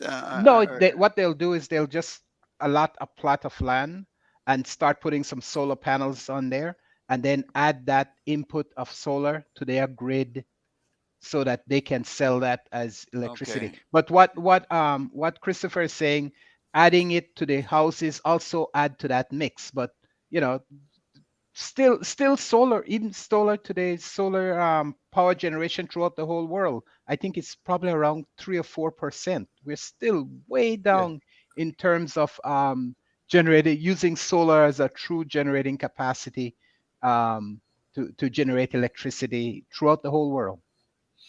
Big question: is it the future? Will it go to where you think it can go, or I think are we're going to there? be forced to kind of do it because we're losing fossil fuel. It's slowly going away. I mean, it's not going to go away for a long time, but the cost of just running on that system is going to make it less incentive and more costly for fuel. And You it see, does so seem like If it takes 10 if you're spending 7 calories of petroleum to get 10 calories of petroleum out of the ground, you're making 3 calories. And so a lot of the oil wells around the world, the energy return on energy invested is diminished, and people are spending more energy to get less oil. Solar panels are the low-hanging fruit in this equation. makes perfect sense. Yeah. Of course, we don't always go the sensible road, do we? In particular, when No, we make we're a troublesome species. Yeah. we're not. Bill Maher said human beings are not nice beings. They're not nice people. Yeah. We do the worst shit. But guys, I mean, this is very interesting, and I hope that those out there listening will get enough from it to add to their understanding what is happening now. yeah, I wanted to ask Christopher what incentive you think government could do to kind of promote the government itself, not the electricity board, but what can the government do on their end? I know probably one of the things, as you mentioned, is bringing some regulation to it, is probably, but what other area could government contribute to make this a reality, do you think? Well, there's a couple things they could do. Reduce tariffs. I don't know how much solar panels pay. I think they pay revenue replacement tax or sales tax or something. I should know because I import them, but I just, whatever it is, I pay customs and done.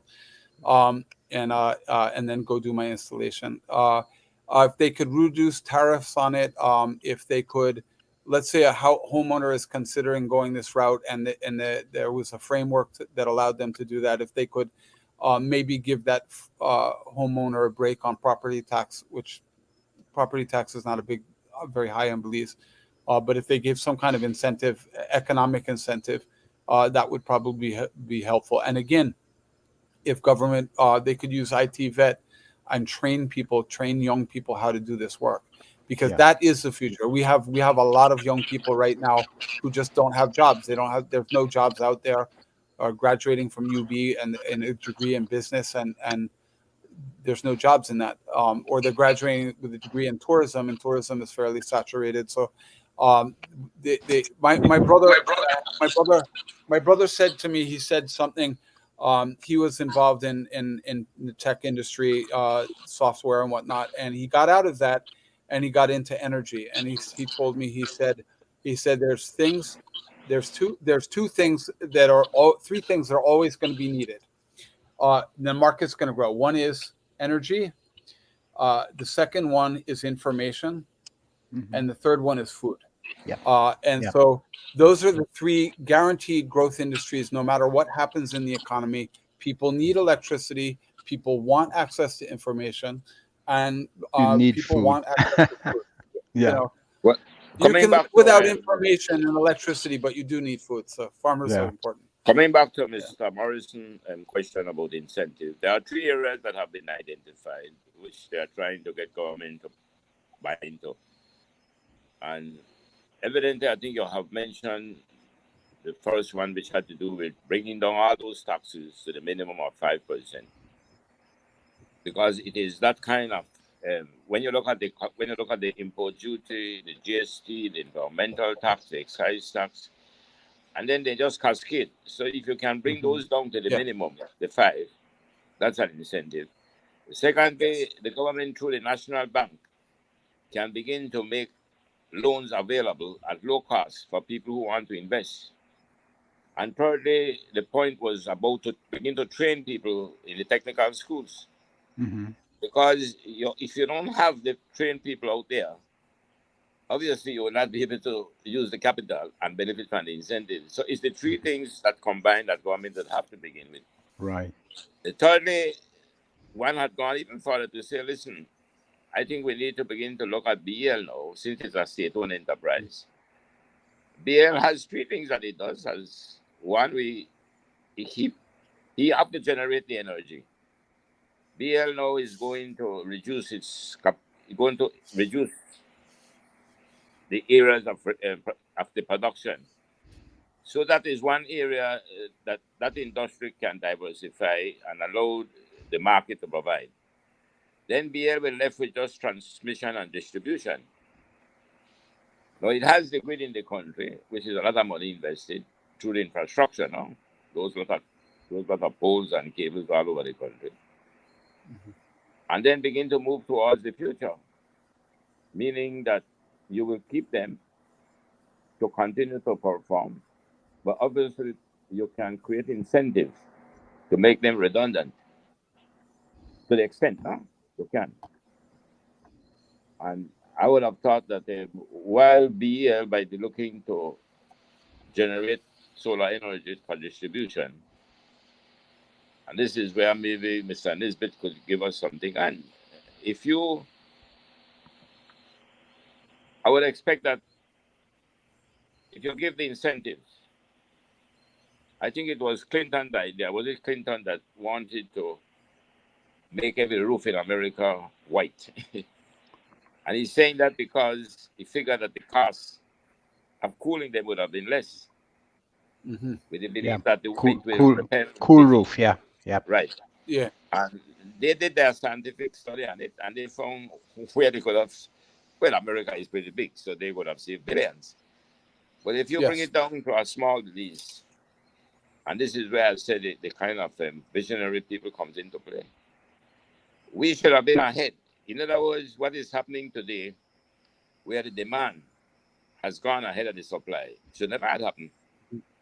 It means that the BL, which is changing from private to public and public to private and up and down.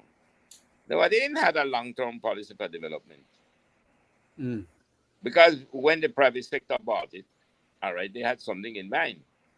Let's see what we can get out of this now. The thing about it is that the government itself should have been the one to understand what the future wanted to be for us. And electricity, jump high, jump low, will become one of the greater input into the economy. It's so much needed now. Yeah. So where you go. Yeah. But I want to ask Mr. Nisbet this question. We were putting it on solar. And yes, we are well positioned because of where we are in the world, in the tropics now. I think we're among those that get the most sunlight in the world now. Mm-hmm. What do you think compare with wind energy? How do you see the wind? Well, wind is dependent. There's two things. It's dependent on site and it's dependent on height. And it's also just, but wind has huge potential because when you double the speed of the speed of the wind, you don't double your production. You multiply your production by 8. So you cube it. So wind has great potential if you have a site that gets steady wind. If not, it's good as a supplement, but I wouldn't necessarily count on it for a mainstay. We get more sunny days than we do get windy days. So yes, wind is like you need to think of it as like you've got a bunch of different things that you depend on, and wind is like definitely a tool in the toolkit that I think bears more scrutiny for Belize. Chris, tell me something. You have in my house. I have 110 and 220. Some Yes. stuff work on 220. What kind of voltage do we get from the solar? Would it be able to give us that much? Yeah, absolutely. So you have like you have your voltage coming off the solar off the roof. I tend to use about 120 volts DC coming off the roof, and then I have something called the maximum power point tracking charge controller, which is like an automatic transmission for electricity. It drops it down to the battery voltage. A From the transformer, battery, if it you goes will. to something called it's like it's like a step down transformer but it senses the battery. Yeah, Then the we call battery the holds it, inverter. and We call it the inverter. Okay. yeah, and then when it leaves the battery, it goes to the inverter, Yeah. and the inverter can produce 110, or you can have a 220, whatever you want. And the battery bank could be 12 volt, like if for a small house, or 24 volt or 48 volts. They do have 60 volt stuff. I've never seen one installed, but I know they exist. And then the inverter is what takes that direct current and turns it into alternating current, which is the same kind of current you get off of BEL. And so the inverter is the critical piece of equipment in the equation, along with the battery. So you get alternative current as opposed to the what's the other one? The Direct DC, Direct current. direct current. Yeah, I see. yeah, yeah. Gregory could talk about this in great detail because he's an engineer. I'm more of a technician and a strategist. So Wonderful. Yeah, but very very important information, and I'm really happy that you joined us this evening, man. And for that, um, yeah. so are you gonna go into you're in farming, but you're also into the solar panel business. Where you gonna go? How do you see it going? Are you gonna you're gonna keep both, or keep both doing both things, or are you gonna go branch I'll, off into one or the other? No, I won't do. I'll keep doing solar as long as I can because I like the work. I really love the work, man. I go to some charming little spot of white sand with some palm trees and a house with about 6 bored rangers that got nothing to do, and they're sitting there hot. And then we wire up the house and we put in the solar panels, and then Get- when we go, get air. they have electricity. And Yeah, it gives they're the fans. people managing our protected areas a better quality of life. I love that work. I love that. Yes. Yes. But farming is my life. If I won the lotto tomorrow, I'd probably still do the solar because I enjoy the work. But my life is farming. I love plants. Can you give a ballpark figure? I have a house and I want to put solar in there. What do you think I'd have to spend when it comes to the equipment, the solar, the panels, the batteries, the wires and whatnot? Well, we'd have to go to your house. There's 2 ways to do this. One is you reverse engineer from an energy budget. That's where we go to your house and we look at every item you use. I'm going to use the TV. I use that every day for 3 hours. Over here, I've got my fan. I use that all day. And over here, I've got my fridge. And then we can give advice. Okay, that fridge is poorly designed for solar. You need to get a better one with thicker insulation, then you use less power, et cetera, et cetera. So there's a bunch of variables. Your house is probably very different in mine in terms of the energy that you use. Yeah. You get an energy budget. Yeah, we do an energy budget. So there's an energy budget. Is in a perfect world, we go from an energy budget and then design a system based on that. Generally speaking, often for my clients, I end up doing what's called a financial budget. Like, how much do you have to spend?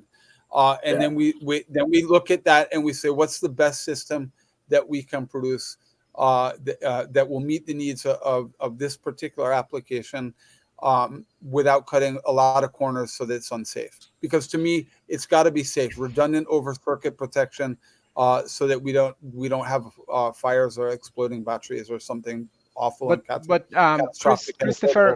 Christopher, on the average, do we find that like most two rooms bedroom houses and with the standard amenities will probably be about 800 to 1200 watts of consumption? Is that something that you?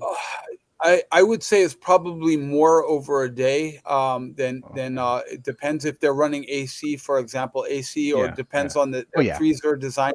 If they've got a chest freezer, uh, Mhm.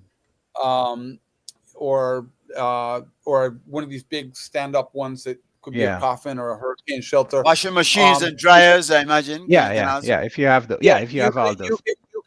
you could do all of that, but this is the advantage of. Let me hold on. I gotta try to shut this up.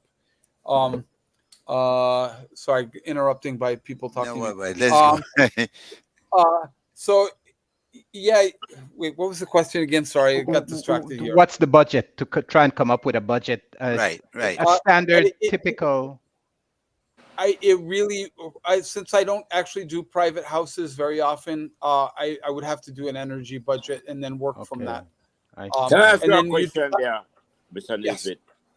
yes, If I take my present light bill and I look at it, Oh yeah, I know exactly how many kilowatts I'm consuming for the month. yes, Is that kilowatts in any way can be equated to the kilowatts yes, generated by solar? yes, absolutely, yes, yeah, yes. yeah. That's the So way to Although again, go. you can there's a add little bit of if you look at my light bill for a year and average it and say, well, this is what you're likely to consume. Then you put a sort of safety percentage on it. Right. Isn't that what yes. you would need Then to you do? add like Peak. 30% to cover the days it's overcast and also Yeah. the Right. inefficiencies. So if you're Right. But you would producing have 4 benchmark it. kilowatts on the roof, you're getting Right. 3.8 kilowatts into your batteries, and when you go from your batteries, it goes out. You might be only getting 3.5 or 3.3 because there are Right. inefficiencies in various Yeah. stages of conversion.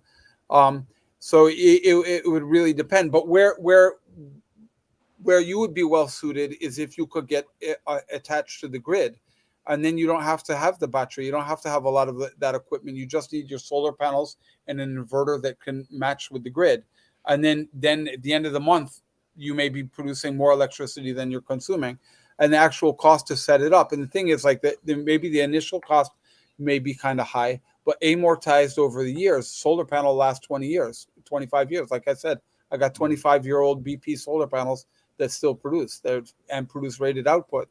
So you have it up there. The upfront cost is very high, or relatively high, but instant reduction, you don't have a bill anymore. You have much less of a bill, and over time, you'll end up saving more money than you spent.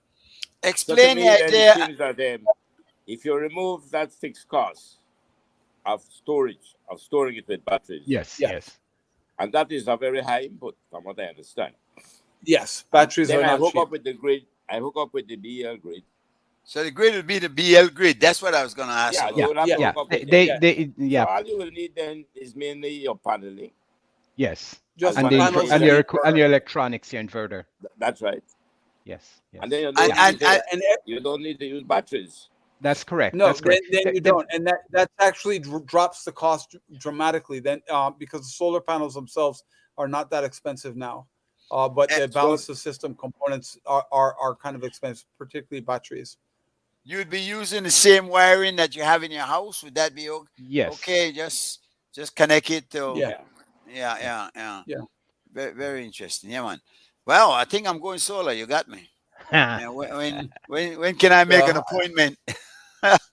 But Well, we'll can I go. follow You up and me. on Let's go talk to PUC and see what they say. Can I follow up on a question? I'm talking to two experts in the field, now yourself and Greg. Do you believe that BL may have been delaying this because he believed the technological disruption could cost him money?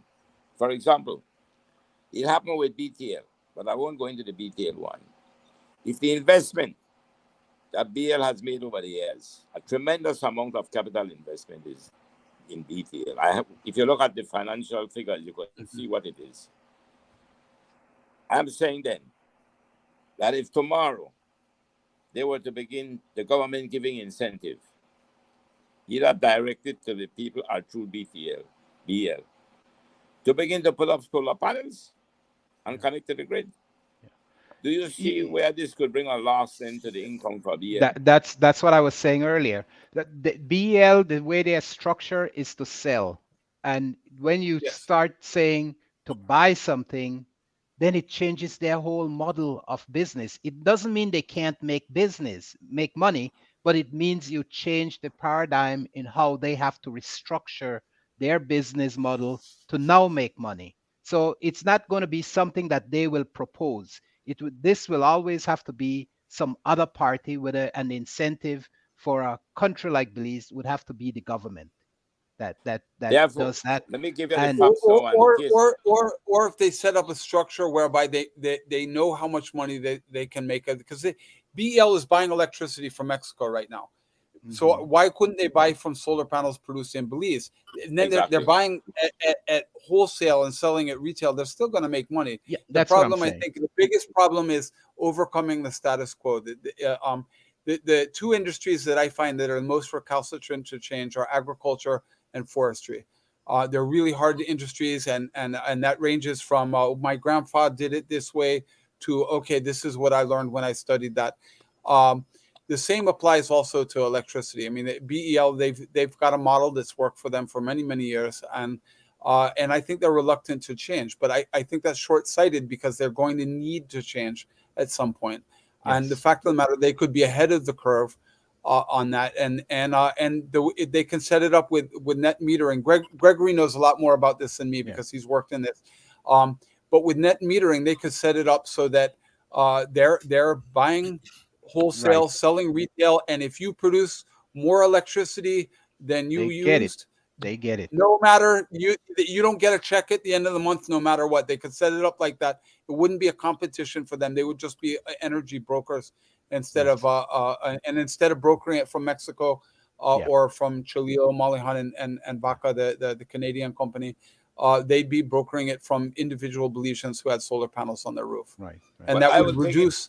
sorry, Keep go it perfect. ahead. No, I just think that would reduce our dependency on imported diesel powered electricity and reduce our dependency on the Fossil Chililo, fuel Malihan, and generated. Vaca, all of which are underperforming over what we were sold on. Yeah, and But Yeah. the point I think that I'd like to make here is that now that BL is a state-owned enterprise again, mostly a state-owned enterprise, they would be in the best position to begin to downsize BL and make us less dependent on fossil fuel and shift to Well, solar. you know what? We have to think of something. I don't think we're going to be using less electricity, you know. This will No. just stop them from growing the old infrastructure that they have in terms of power generating plants, because the electrical energy use is actually going to increase. And it would have increased in Belize if the cost wasn't so high. We'd have attracted more industries that are energy intensive, because many companies went to Belize, and when they look at the model for our energy costs, it makes it prohibitive to be doing the investment in Belize. Yeah, but So- don't you agree that with the yeah, technological my friend disruption- Mark. Don't you agree that with the technological disruption, what will become of BL as it has been, that we will not be able to bring that kind of returns again? Because he's not Nothing making would much happen more to the out of the company. product. Basically, they'd have to change aspects of their business model. That's right. But I mean, they would still remain in control of all the electricity in the country. Every kilowatt sold, they would make money off of. They still be making money then. That's in what you're terms of saying. climate Yeah, change, yeah, this is one yeah. thing. yeah, but That's it. They don't unless lose I any am money on this. misunderstanding, so if I am But generating, if I am generating Mhm, my energy from solar, mhm. and then yes, what I don't use, I can sell to BL. Yes. Now, let's say during Yes. the day, I will not be using batteries. So during the day, obviously, I will have enough energy from solar. Mhm, mhm. In the night, Yeah. because I don't have any storage, I will have to buy back. That's correct. That's But correct. what Yes. you need to do now is to look at the balance of trade in that situation. That's Will it correct. move the extent to which the difference will be the net difference? It will not be as it was before. That's correct. You'll evidently you'll BEL be paying BEL less, if any money yes, at all, depending on the size of the generating But capacity you have so where installed would they be and your making usage. their profits then? Or would that They'll be making it from not having to produce it themselves or buying it I from see what you say. Mexico, Yeah. or buy as much, because they'll always, the electricity, if we look at the model for electric usage, it's going up. It's not going down anywhere, Yes. and it will continue to go up. So people will use more. Yeah. They'll use more in every instance. but then Yeah. I'd So like you in to terms of climate, I really want to understand And, this. I know it's and at when the we end. think of electric cars, that's one of the model where we're going to be using a lot more, yes. electric vehicles. So, but Interesting. the thing is, so with electric vehicles have potential, because reduced emission at the tailpipe, there's still extraction and mining, etc., and Right. there's a lot of carbon involved in the manufacture of those cars. But the reduction at the tailpipe, longevity, electric cars last longer than diesel or gasoline internal combustion engines, because they have less moving parts. It's just electrical motor.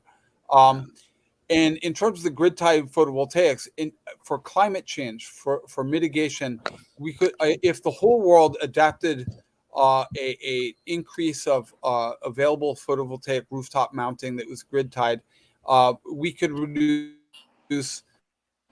26 to 64 gigatons of carbon emissions every year. Yeah. I just wanted to point out, in the case of Belize, though, we would need a whole lot of different building stock to be able to support solar panels and things like that on the roof. So That's right. it is not something immediate that could happen for No. Belize. And No. and that's why I'm saying it's not going to make a big impact, even if they say tomorrow all these things that we're talking about in terms of training people, grid tie capability, and those things, and people willing to invest the money and such. The building where you can currently put these solar panels on are very limited in Belize, but it doesn't mean we should not start now where we have the advantage and the capacity to do it. That just would make good sense to start implementing it at all levels. Wonderful, gentlemen. Well, I am not. I'll just interject one thing. In France and Germany, they've mandated that all new buildings have either photovoltaic roofs installed or green roofs, like with plants on the roof, to reduce what they call urban heat island effects. And Belize could do that too. We could mandate that people integrate solar panels in new buildings and reduce the demand for the grid. And Wonderful. we have the same implementation here in California, and all new buildings have to. We don't have to put it on yet, but it has to be called what they call solar ready. And so the infrastructure to support solar panels has to be part of the current design for all new construction. I must break the bad news. Very interesting conversation, Chris. I hope you'll join us again at a point in the future when we can discuss some other matters. It's I been look a forward pleasure. to the invitation. Really, thank you very much for coming on, guys. Again, thank you so much for partaking. Those out there listening, I'm sure you learned something, and I hope it was as interesting for you guys as it was for us. Thank you very much. Well, We'll see you next thank week. you very right? much for having me. See you next time. Thank you, Chris. All right, CY, take it away. We're out of here.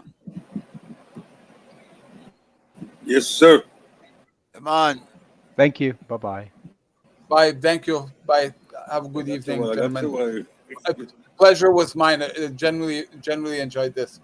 If you ever want me to come on again, I would love to talk with you guys. I really enjoyed this. We'll hold you to that. We'll take, and if I need any advice on putting up my solar, I'll give you a call. And Yes. I know you're in this for business, so whatever consultation fees are incurred, we'll pass it on to CY or Gregory, and they'll take of it, right? I For look sure. forward to that too. Yeah. Yeah, right, yeah, Take brother. care, guys. Respect Turn every it up over time. here, brother. It was a Come on. great show.